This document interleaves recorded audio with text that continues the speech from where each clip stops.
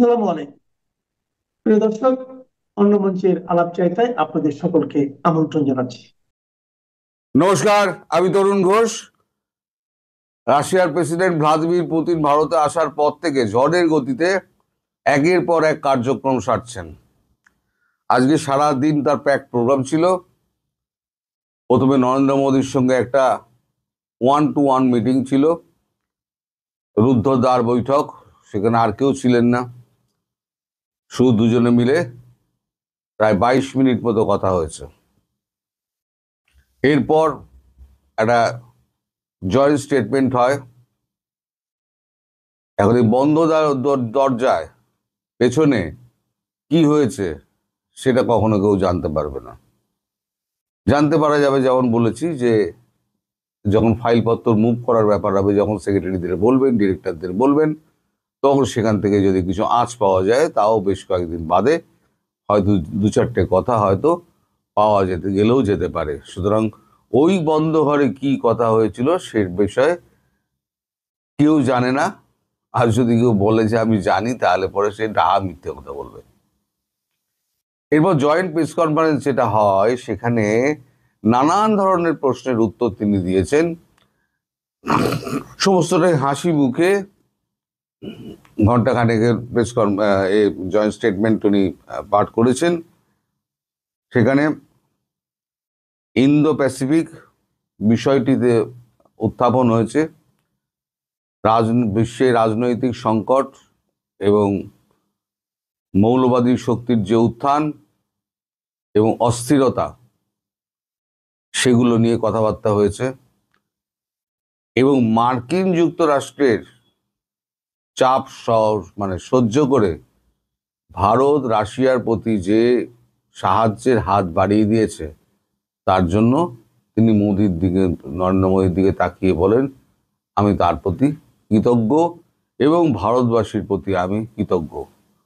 ভারতবাসী চিরকালই রাশিয়ার বন্ধু, এবং যেহেতু ভারতবর্ষ বাংলাদেশকে স্বাধীন করেছিল, তাই বাংলাদেশের সঙ্গে ভারতের একটা আত্মিক সম্পর্ক আছে। এবং যেহেতু সেক্ষেত্রে সোভিয়েত ইউনিয়ন তৎকালীন সাহায্যের জন্য এগিয়ে এসেছিল, তাই আমাদেরও কিছুটা দায়িত্ব এসে বর্তায় যে বাংলাদেশকে স্থিতিশীল করার ব্যাপারে। এটা উনি জয়েন্ট স্টেটমেন্টে বলেছেন। এখন একটা কথা হয়, তাকে প্রশ্ন করা হয় যে এই যে আপনাদের 45 মিনিট গাড়িতে আলোচনা হলো, কি নিয়ে এত আলোচনা করলেন 45 মিনিট? তখন উনি হাসতে হাসতে বলেন যে দেখুন, পুরনো বন্ধু, আপনারাও যখন পুরনো বন্ধুর সঙ্গে বহুদিন বাদে আপনাদের দেখা হয়, তখন আপনারা কি একটা বিষয়ের ওপরে আপনারা কথা বলেন? বিভিন্ন বিষয়, বিভিন্ন প্রসঙ্গ ঘুরে আসে, তার মধ্যে অনেক হালকা বিষয় থাকে, অনেক গম্ভীর বিষয় থাকে। আমরা দুজনে একটা একান্ত মুহূর্ত কাটিয়েছি, যেখানে কেউ ডিস্টার্ব করার মতো কেউ ছিল না। আমরা চাইনি আমাদেরকে কেউ ডিস্টার্ব করুক। তো সেক্ষেত্রে এতটা সময় চলে গিয়েছে, আমরা দুজনেও খেয়াল করিনি বলে উনি পাশ কাটিয়ে বেরিয়ে গিয়েছেন। উনি বলেন যে ভারতের সঙ্গে রাশিয়ার একটা সাংস্কৃতিক বিনিময় আছে। সাংস্কৃতিক বিনিময় কিরাম? যেমন সিনেমার ক্ষেত্রে আমি একটা উদাহরণ দিতে পারি। রাশিয়াতে আমার দেশে একটা হিন্দি সিনেমার গান আছে, মেরা জুতা হ্যায় জাপানি এ দিল হ্যায় হিন্দুস্তানি। গানটা তিনি ভাঙা ভাঙা অক্ষরে সুর ছাড়া একটু গেয়ে শোনান। তিনি বলেন এই গান আমাদেরকে আরো কাছে টেনে এনেছে। এখন যে প্রসঙ্গটা উনি বলেছেন যে ইন্দো প্যাসিফিক নিরাপত্তার জন্য ভারত, রাশিয়া, বাংলাদেশকে সঙ্গে নিয়ে কাজ করবে, এই কথাটা কিন্তু উনি বলেছেন জয়েন্ট স্টেটমেন্টে। ভারত, রাশিয়া, বাংলাদেশকে নিয়ে নিরাপত্তার জন্য একসঙ্গে কাজ করবে। উনি চীনের প্রসঙ্গও কিন্তু এখানে তোলেননি। এরপরে যেটা ঠিক আছে, 6:30 থেকে 10-12 মিনিটের একটা সাক্ষাৎ হবে শেখ হাসিনার সঙ্গে। এখন তো অনেক, আমি দেরি করে করে, আমি তো আজকে কোর্ট ছিল, আমি বলেছিলাম আজকে কোর্ট ছিল, তো আমার ফিরতে ফিরতে অনেক দেরি হয়ে গেছে। আমি জয়েন্ট স্টেটমেন্টে কিছুটা শুনেছি, কিছুটা শুনিনি, অনেক কিছু আমার মিস হয়ে যেতে পারে, পরে আমি এগুলো বলবো এবং আপনারা সমস্ত কাগজ মারফত জানতেও পেরে যাবেন আমি বলার আগেই যে কি হয়েছে না হয়েছে, যদি উল্টোপাল্টা বক্তব্য না থাকে। তো এই জয়েন্ট স্টেটমেন্টে উনি যেটা বললেন যে ইন্দো প্যাসিফিকে বাংলাদেশকে নিয়ে কাজ করবে নিরাপত্তার দিক দিয়ে, সেখানে বাংলাদেশ প্রসঙ্গ যেটা এসছে, এবার শেখ হাসিনার সঙ্গে যখন দেখা হবে তখন কি এই কথাটা হবে না? এই কথাটা নিশ্চিতভাবে হবে। এবার আমি একটুখানি বলে দিই যে এই শেখ হাসিনা, প্রধানমন্ত্রী শেখ হাসিনা এই মিট করার আগে তিনি কিছু উপহার সামগ্রী দু দেশের সিকিউরিটি পাস নিয়ে রেখে দিয়েছেন। সেই উপহার সামগ্রীর মধ্যে রয়েছে নদী, নৌকা এবং সবুজ ধান ক্ষেতের একটা তৈলচিত্র, আর বঙ্গবন্ধুর লেখা অসমাপ্ত আত্মজীবনী, যেটার ইংলিশ ভার্সন তাকে দেওয়া হচ্ছে।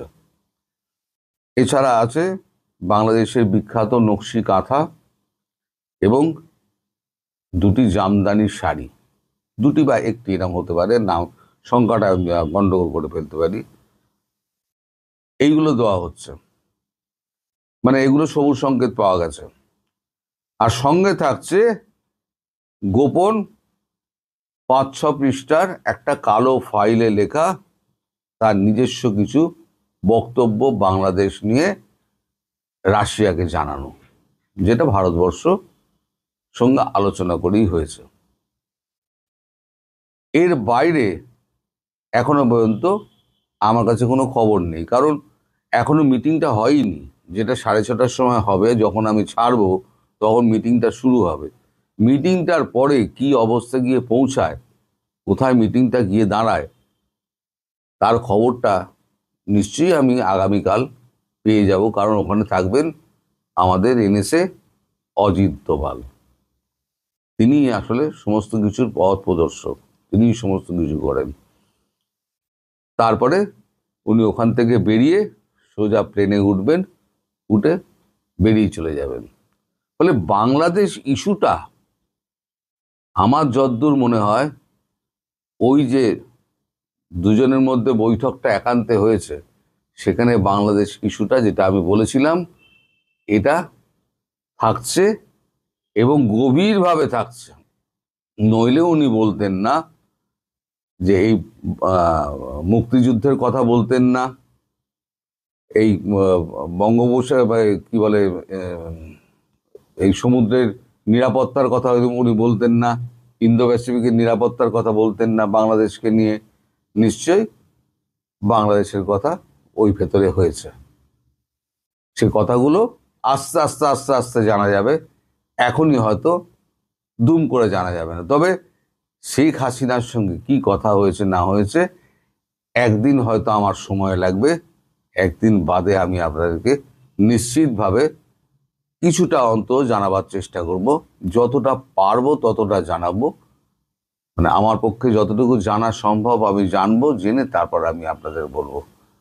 তা আমি ভিডিও আর লম্বা করব না, কারণ এই ভিডিও লম্বা করলে ওই ধৈর্যচ্যুতি ঘটে এবং একই খবর বারবার বলে লাভ নেই, লোকের টাইম নষ্ট করা হয়।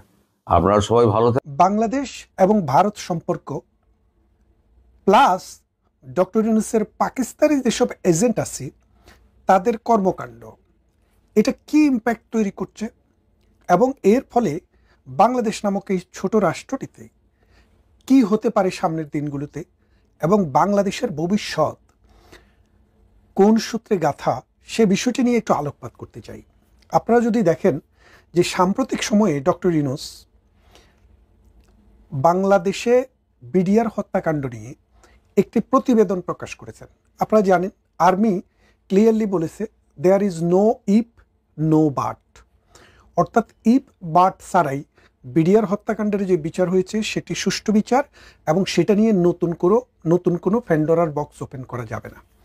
তো এই কথাটি তিনি বলার পর আমরা ধারণা করেছিলাম বাংলাদেশে বিডিআর হত্যাকাণ্ড নিয়ে নতুন কোনো গল্প উপন্যাস আসবে না, কিন্তু আসলো। এই আসার ফলে কি হলো, আমরা যেটা বুঝতে পারলাম যে বাংলাদেশ সেনাবাহিনী আসলে এখন বাংলাদেশ সেনাবাহিনী চালাচ্ছে না, সেনাবাহিনীর প্রধান চালাচ্ছে না। বাংলাদেশ সেনাবাহিনীর প্রধান হচ্ছে এখন আসিফ মুনির। পাকিস্তানের সেনাবাহিনী, যিনি সাম্প্রতিক ফিল্ড মার্শাল উপাধি পেয়েছেন, তিনি কিন্তু বাংলাদেশের সেনাবাহিনীটা চালাচ্ছেন। এবং এই বাংলাদেশ সেনাবাহিনীকে চালিয়ে ডক্টর ইউনূসের যেসব পাকিস্তানি এজেন্টরা সেনাবাহিনী, বিমান বাহিনী, নৌবাহিনী এবং বাংলাদেশের বিডিআর বা বিজিবিতে ছিল, সেই সব পাকিস্তানি এজেন্টদেরকে দিয়ে বাংলাদেশে একটি ন্যারেটিভ তৈরি করার চেষ্টা হচ্ছে। এই পাকিস্তানি এজেন্টরা বাংলাদেশে একটি ন্যারেটিভ দাঁড় করানোর চেষ্টা করছে যে বাংলাদেশে 2008 সালে যেই বিডিআর মিউটিনিটা হয়েছিল সেই মিউটিনির সাথে ভারত জড়িত, এবং সরাসরি ভারত রাষ্ট্রের নাম ধরেই কিন্তু এই কথাটি বলা হয়েছে। তার মানেটা কি দাঁড়াচ্ছে, যে বাংলাদেশের বিডিআর বিদ্রোহ এবং এই ভারতের সংশ্লিষ্টতা এক সূত্রে গাঁথা, এই রকম একটা প্রতিবেদন এসছে। অথচ আমরা সবাই জানি বাংলাদেশ আওয়ামী লীগ ক্ষমতায় এসছে 8 জানুয়ারি, আর 25শে ফেব্রুয়ারি সম্ভবত এই ঘটনাটি ঘটে। 2 মাসেরও কম সময়ে ভেতরে এই ঘটনাটি যখন ঘটে, তখন শেখ হাসিনা আর্মি ক্যান্টনমেন্টে গিয়েছিলেন। ক্যান্টনমেন্টে কী ধরনের অবস্থার সম্মুখীন হয়েছিলেন তিনি, আমরা সেটা দেখেছি। পরবর্তীতে আস্তে আস্তে দেশটাকে আবার পুনর্গঠন করা হয়। এখন এই যে বাংলাদেশ সেনাবাহিনী যেখানে বলছে যে এখানে কোনো ভারতের সম্পৃক্ততা নেই, এটা বিডিআরের একটা বিদ্রোহ, এই বিদ্রোহে 57 জন সেনা কর্মকর্তা নিহত হয়েছেন, এটা শোকাবহ, দুঃখের। এবং শেখ হাসিনা এইসব বিডিআর বিদ্রোহে নিহত হওয়া পরিবারের সদস্যকে নানাভাবে তাদের পাশে দাঁড়িয়েছেন, কারো পরিবারের সদস্যদেরকে পার্লামেন্টের মেম্বার পর্যন্ত করেছেন।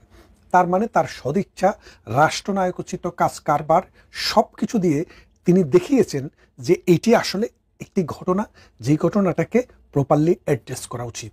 এবং এই সেনাবাহিনী হত্যার জন্য এই বিডিআরের যেই সব জওয়ানরা এখানে উপস্থিত ছিল এবং যারা এই হত্যাকাণ্ডে অংশগ্রহণ করেছে, তাদের অনেকের মৃত্যুদণ্ডের রায় হয়েছে। এখন এই হত্যাকাণ্ডের রায়টি এখন উল্টে যাবে, কারণ যেই তদন্তটি এসছে, এই তদন্তে যেহেতু ভারতের কথা এসছে, তাহলে এই সেনাবাহিনীর হত্যাকারীদেরকে আর শাস্তি দেওয়া যাবে না, এখন তাদেরকে খালাস দিতে হবে। তাহলে আসুন, বাংলাদেশটা আসলে ইনভাইট করে একটা যুদ্ধের আয়োজন করছে।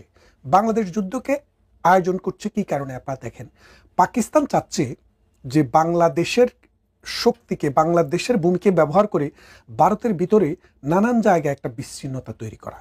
এর ফলে ভারত একটা প্রেসারে পড়ে পাকিস্তানের সাথে যদি কোনো সমঝোতা করে, কিন্তু বাংলাদেশের প্রতিবেশী ভারতের যে 7টি অঙ্গরাজ্য রয়েছে, এই অঙ্গরাজ্যগুলোতে সেই রকমের কোনো বিদ্রোহ নাই বললেই চলে।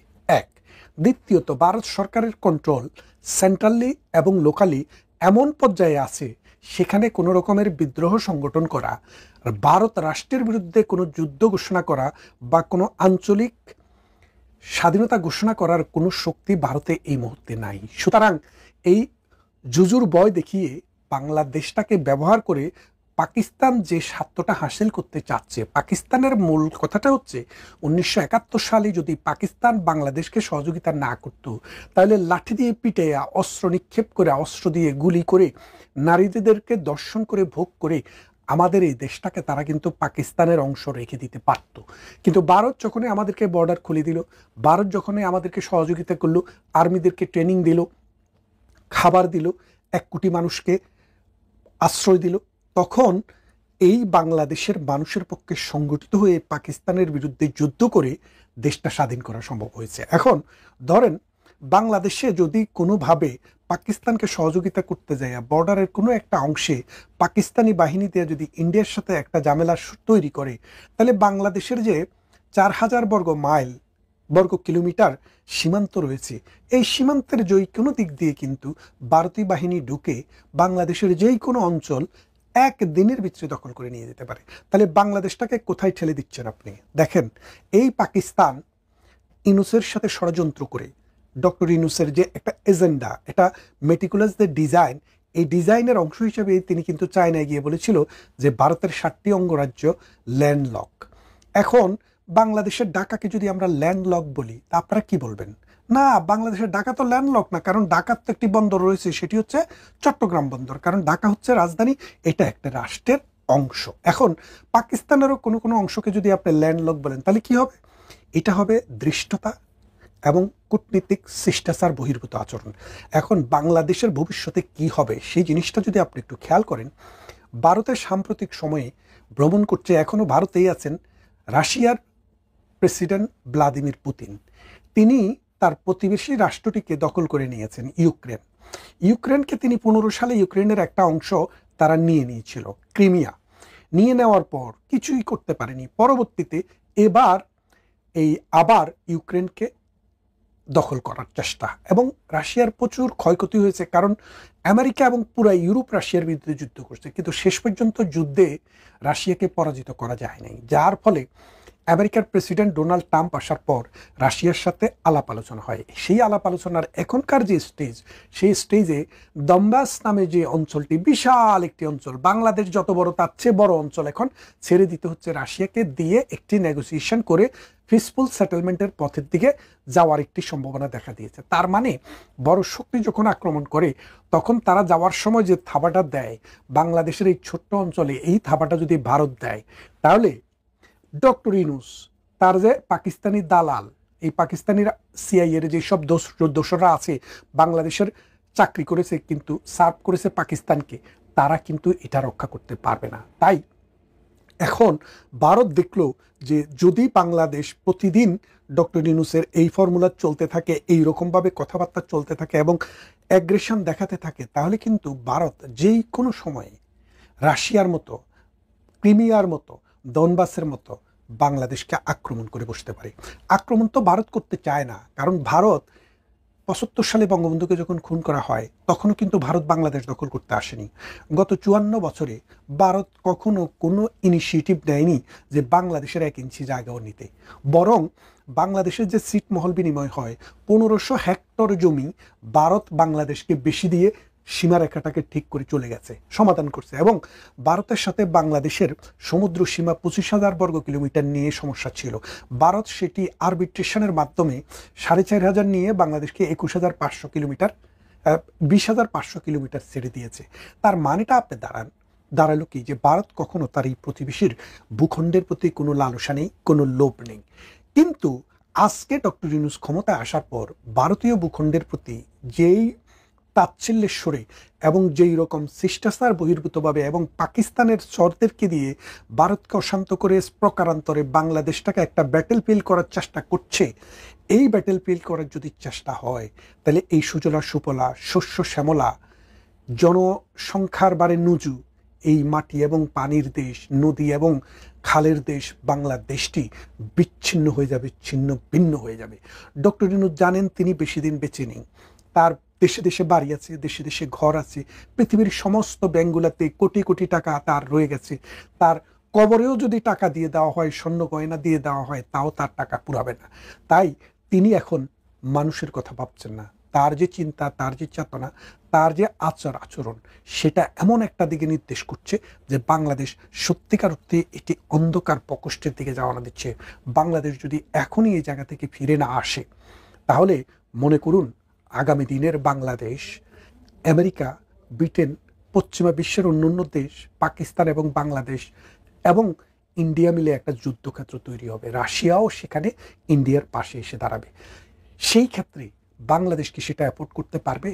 আর যদি না পারে, আমরা সবাই ডক্টর ইউনূসের এই মেটিকুলাস ডিজাইনের বিরুদ্ধে শক্তিশালী অবস্থান নিয়ে বলতে হবে, আমার সোনার বাংলা, আমি তোমায় ভালোবাসি, এই দেশ আমার, এই মাটি আমার, এটাকে আমরা বন্ধুত্বের ভিত্তিতে রক্ষা করতে চাই, কারোর সাথে যুদ্ধ করে নয়। নরেন্দ্র মোদীর ভারত যে বড় কঠিন ঠাঁই, এটা যদি এখনো না বুঝে থাকেন ট্রাম্প, তবে আগামী দিনে আরো কঠিন মূল্য চুকিয়ে এই সত্যটি তাকে বুঝতে হবে। বাণিজ্য শুল্ক বা ট্যারিফ নিয়ে গত কয়েক মাস ট্রাম্প লেজে খেলাবার চেষ্টা করছেন ভারতকে, ঝুলিয়ে রেখেছেন দ্বিপাক্ষিক বাণিজ্য চুক্তি স্বাক্ষরের বিষয়টি এবং ঝুলিয়ে রেখে বুলিং চালিয়ে যাচ্ছেন, ভারতের ওপর প্রেশার ক্রিয়েট করছেন। বিশ্বের বেশিরভাগ দেশ তারা ট্রাম্পের এই চাপের কাছে নতি স্বীকার করেছে, ফলে ট্রাম্পের এই বুলিং পলিটিক্স সেটা ফল দিয়েছে। যাকে বলে সারেন্ডার করা, তাই করেছে অন্য দেশগুলো, বেশিরভাগ দেশই। কিন্তু ভারত বুঝিয়ে দিল যে ভারত কারো কেনা গোলাম নয়। সে যেমন আমেরিকার সঙ্গে আছে তেমনি আছে রাশিয়ার সঙ্গে। আর এক্ষেত্রে যেটা নিজের দেশের স্বার্থে বেশি কাজ দেবে সেটাই করবে ভারত। আর এই সমদূরত্ব রাখার রাজনীতি এতটাই কার্যকর যে 140 কোটি মানুষের এই বিশাল বাজারকে উপেক্ষা করার সাহস ও ক্ষমতা কারো নেই। এই দেখুন না, কয়েকদিন আগে আমেরিকা ভারত প্রতিরক্ষা চুক্তি হলো, আর সেটা দেখে ভ্লাদিমির পুতিন ভারতে ছুটে এলেন রুশ ভারত প্রতিরক্ষা ও বাণিজ্য সমেত এক গাদা চুক্তি করতে। আর এটা দেখে ট্রাম্প সাহেবের রক্তচাপ বেড়ে গেছে। এখনকার আলোচনা আমেরিকার এই রক্তচাপ বেড়ে যাওয়ার কারণ ও রুশ ভারত সম্পর্ক আরো ঘনিষ্ঠ হওয়াটা বিশ্বের ভূ রাজনীতি, বিশেষ করে এই উপমহাদেশের ভূ রাজনীতিতে কি প্রভাব ফেলতে চলেছে সেই বিষয়টি নিয়ে। রুশ প্রেসিডেন্ট ভ্লাদিমির পুতিনের ভারত সফরে, তিনি ডিসেম্বর 4 এবং 5 তিনি ভারত সফরে এসছেন। এমন কয়েকটি বিষয় রয়েছে যা আমেরিকার জন্য গুরুত্বপূর্ণ উদ্বেগের কারণ হয়েছে। এদের মধ্যে সবচেয়ে উল্লেখযোগ্য প্রতিরক্ষা ও প্রযুক্তি বিষয়ক সহযোগিতা। মনে রাখতে হবে, পুতিনকে অভ্যর্থনা জানাবার জন্য গতকাল নয়াদিল্লির বিমানবন্দরে হাজির হয়েছিলেন স্বয়ং নরেন্দ্র মোদী। এটা একটা বড় বার্তা দেয়। তো রুশ ভারত সম্পর্কের সবচেয়ে যে বড় উদ্বেগ হলো আমেরিকার কাছে, সেটা হলো এই প্রতিরক্ষা ও প্রযুক্তি বিষয়ক সহযোগিতা। অত্যাধুনিক রক্ষণাত্মক ব্যবস্থার ক্রয় করা, এবং শুধু ক্রয় করা নয়, ভারতেও সেই সমস্ত রাশিয়ান সেই সমস্ত রক্ষণাত্মক ব্যবস্থা, অস্ত্র ইত্যাদি সহ উৎপাদন করা, অর্থাৎ ভারত রুশ যৌথভাবে এইটা উৎপাদন করা, এটা হচ্ছে সবথেকে আমেরিকার উদ্বেগের বিষয়। রিপোর্ট অনুসারে মস্কো ভারতকে 5টি অতিরিক্ত S-400 ট্রায়াম্ফ বায়ু প্রতিরক্ষা ব্যবস্থা সরবরাহের প্রস্তাব দিচ্ছে। আরও গুরুত্বপূর্ণভাবে সুখোই 57E 5ম প্রজন্মের যুদ্ধ বিমানের বিষয়টি। এই যুদ্ধ বিমানের সম্পূর্ণ প্রযুক্তি ভারতকে স্থানান্তর করছে, ভারতকে প্রযুক্তি দিচ্ছে রাশিয়া। আর এর মধ্যে আছে অ্যাভিওনিক্স, ইঞ্জিন, সেন্সার এবং গোপনীয় স্টেলথ উপকরণ, মানে যেটা দিয়ে বোঝা যায় এই বিমান চলাচলের ব্যাপারটা, যেটা রাডারে ধরা পড়ে না, সেই সব ব্যাপারও এর মধ্যে থাকছে। এই ধরনের চুক্তি ভারতকে উন্নত সামরিক সক্ষমতা প্রদান করবে এবং একই সাথে রাশিয়ার যুদ্ধ সংক্রান্ত যে রাজস্ব আয়, সেই আয় বিপুলভাবে বাড়িয়ে দেবে। S-500 এয়ার ডিফেন্স সিস্টেম, যেটা S-400 এর থেকে আরও ওপরের, সেই ডিফেন্স সিস্টেমও আলোচনায় আছে ভারতকে দেয়ার। এই S-500 600 কিলোমিটার পর্যন্ত ব্যালিস্টিক লক্ষ্য এবং 400 কিলোমিটার পর্যন্ত বিমান, মানে ব্যালিস্টিক মিসাইলকে আটকাবে এবং 400 কিলোমিটার পর্যন্ত বিমানকে আটকে দেবে, এর ক্ষমতা আছে। দ্বিতীয় বড় উদ্বেগ যেটা আমেরিকার, সেটা হলো ভারতের রাশিয়ান তেল আমদানি বজায় রাখা। ভারত বর্তমানে রাশিয়ার তেল আমদানিতে শীর্ষস্থানে। ট্রাম্প প্রশাসন ভারতকে এই তেল কেনাটা বন্ধ করার চাপ দিচ্ছে, এই যুক্তি দিয়ে যে এভাবে টাকা পেলে রাশিয়া ইউক্রেনের যে যুদ্ধ, সেই যুদ্ধ চালিয়ে যেতে এটা সহায়তা করছে। কিন্তু ভারত থোড়াই কেয়ার করছে এসব কথা। প্রেসিডেন্ট পুতিন যেমন স্পষ্টভাবে বলেছেন যে তিনি চান ভারত তার তেল কেনাটা অব্যাহত রাখুক রাশিয়ার কাছ থেকে, তেমনি ভারতও বলেছে আমার যেখানে সুবিধা হবে সেখানে আমি তেল কিনব।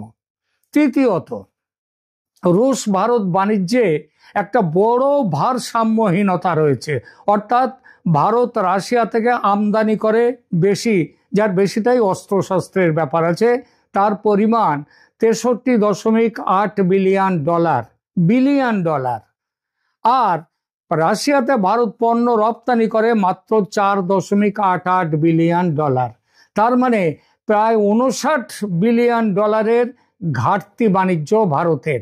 রাশিয়া এই ভারসাম্যহীনতা নিয়ে খুব চিন্তিত এবং ভারতীয় পণ্য, বিশেষ করে ফার্মাসিউটিক্যাল, ওষুধপত্র, অটোমেটিভ, গাড়ির যন্ত্রপাতি এবং কৃষি পণ্য, সেটা ক্রয় বেশ বড় সড়ো রকম বাড়িয়ে দেবে বলে কথা দিয়েছে, যাতে ভারতের বাণিজ্য ঘাটতি কমে যায়।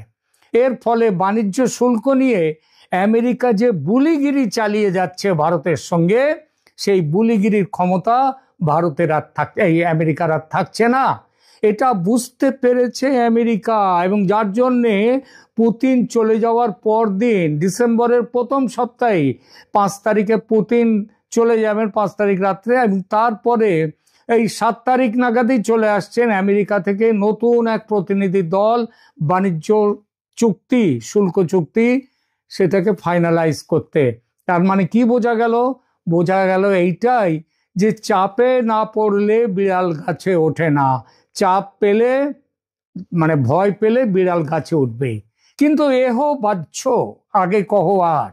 রুশ ভারত এই যে নৈকট্য, এই নৈকট্য বিশ্ব ভূরাজনীতিতে কি প্রভাব ফেলবে? রাশিয়ার সবচেয়ে বড় বন্ধু হয়ে গেল ভারত, চীন অনেক দূরে চলে গেল রাশিয়া থেকে। আর আমেরিকার অবস্থা এমনই যে এই সুযোগে চীনকে যে কাছে টেনে নেবে তারও উপায় নেই। তাহলে আরো অতলে তলিয়ে যাবে আমেরিকার অর্থনৈতিক পরিস্থিতি।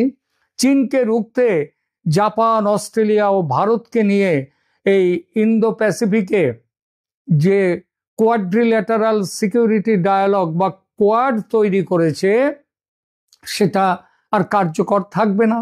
সুতরাং ভারতের কাছ থেকে কিল খেয়ে কিল হজম করা ছাড়া আমেরিকার সামনে আর কোনো রাস্তা নেই। আর এর কি প্রভাব পড়বে বাংলাদেশের ওপর? এবার সেই প্রসঙ্গে দুই কথা। ইউনুসকে নিয়ে আমেরিকা এখনো নানান খেলা খেলতে চাইছে, ঝেড়ে কাশছে না আমেরিকা।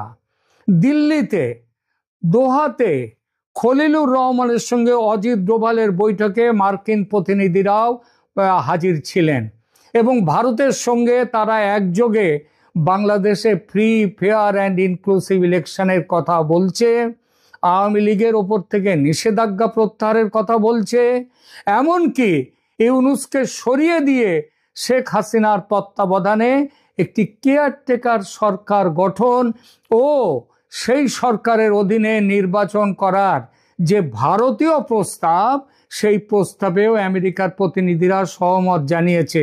কিন্তু আবার একই সঙ্গে ইউনুসকে রাশ টানার ব্যাপারে কিছু করছে না। ইউনুস এখন চেষ্টা করছে নির্বাচন পিছিয়ে দিতে, নির্বাচন যাতে না হয় সেই ব্যবস্থা করছে। এবং ইউনুসের এখনো যে যা খুশি তাই করে যাওয়া আমেরিকা সেখান থেকে সুতো ছাড়ছে। অর্থাৎ আমেরিকার এই যে 2 নম্বরই একটা ব্যাপার, এই ব্যাপার আর মেনে নিতে রাজি নয় ভারত। বাংলাদেশে ব্যবস্থা নিতে ইতিমধ্যেই অনেক দেরি হয়ে গেছে। মোল্লাতন্ত্র ও জঙ্গিতন্ত্র খেয়ে ফেলেছে দেশটাকে। আর দেশটাকে খেয়ে ফেললেই যে হবে তা তো নয়, আর দেরি করলে ভারতের অভ্যন্তরীণ নিরাপত্তা বিপন্ন হবে। এটা হিসাব করে ভারত যুদ্ধ প্রস্তুতি শুরু করে দিয়েছে খুব ভালোভাবে এবং এখন বাংলাদেশকে সব দিক দিয়ে ঘিরে ফেলেছে।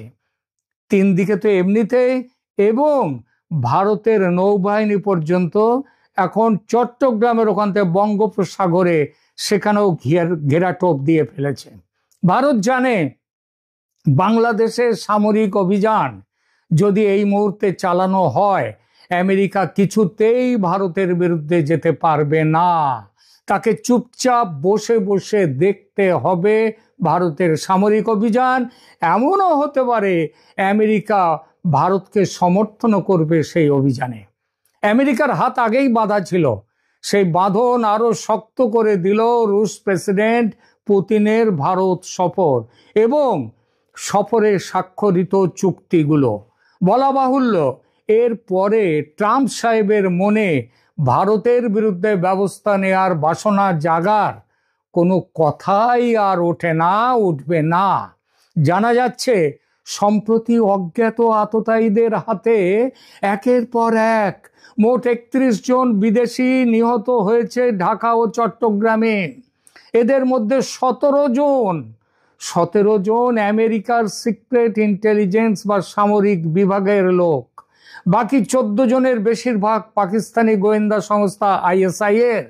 আবার কয়েকজন আছে তুরস্কের গোয়েন্দা সংস্থা মিলি ইস্তিবারাত তাশকিলাতি বা MIT সংস্থার। এতদিন পাকিস্তানের লাহোর, করাচি, ইসলামাবাদে আকাশ থেকে উড়ে আসতো এই আননোন গানম্যানরা। তারা এসে খতম করে দিত ওই পাকিস্তানি জঙ্গিদের যারা ভারতে নাশকতার কাজে যুক্ত। এখন সেই সেই আননোন গানম্যান আকাশ থেকে উড়ে আসতে শুরু করেছে বাংলাদেশেও। আর একের পর এক এদের অপারেশনে আমেরিকা এতটাই ভয় পেয়েছে যে ঢাকায় আর কেউ থাকতে চাইছে না, সবাই চলে যেতে চাইছে বাংলাদেশ থেকে, আর নতুন করেও কেউ আসতে চাইছে না। ট্রাম্পের মাথা থেকে বাইডেনের ভূত বিদায় নিচ্ছে খুব দ্রুত, খুব দ্রুত। এখন বাংলাদেশে ট্রাম্পের মন্ত্র কি? ভারতং শরণং গচ্ছামি, মোদিং শরণং গচ্ছামি। এই পরিস্থিতিতে রুশ ভারত বর্তমান সমঝোতা আমেরিকার বাংলাদেশ নিয়ে এই যে খেলাধুলো করছে এখনো, সেই খেলাধুলোয় দাঁড়ি টেনে দেবেই। কারণ সর্বনাশের অর্ধেক ভালো, এটা তো প্রবাদেই আছে। বাংলাদেশে ভারতের অপারেশন ইতিমধ্যেই শুরু হয়ে গেছে, আর অপারেশন শেষ হতে খুব বেশি দেরি হবে না। আমেরিকা এটা বুঝেছে।